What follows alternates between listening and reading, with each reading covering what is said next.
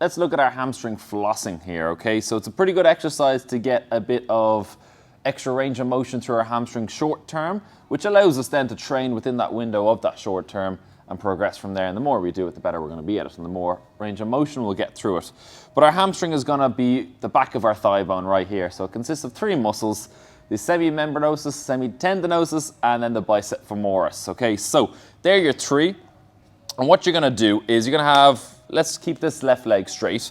We're going to lie onto our back. We're going to pick our right leg up, okay? So this bottom leg has to be straight along the floor. If it's like this, it's going to make it a little bit easier, and there won't be that much of a stretch on the hamstring. So let's keep that leg as long as we can and down. From here, we're going to take our 2 hands, interlock your fingers, and you can see there the heel of our hand is going to be the clamp, okay? And we're going to clamp the back of the hamstring and make sure we get a good piece of meat there. So we're not just getting skin, okay? So we're actually getting the hamstring itself. Keep the leg bent at 90 degrees or less, okay? Squeeze it nice and tight. Slowly extend that leg.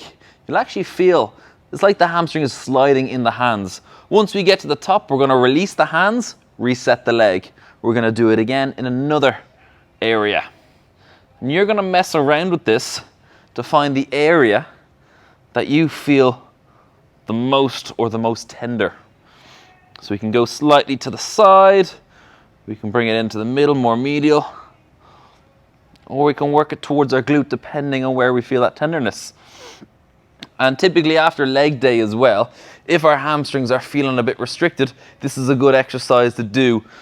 And you'll actually feel a bit of relief and a bit looser.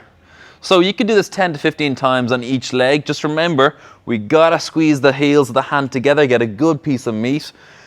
Make sure you're squeezing the hamstring and not just the skin. Apply pressure on it, okay? And then you're going to extend the leg up, try and lock out the knee. You'll notice with every rep that you do, you'll probably get closer to that lockout point if you haven't reached it yet. Then you drop this leg down. We'll do it on the other one. So grab it again, squeeze it, fully extend, release the hand, reset the leg. Do it again, okay? So you might find one leg is a little bit more restricted than the other.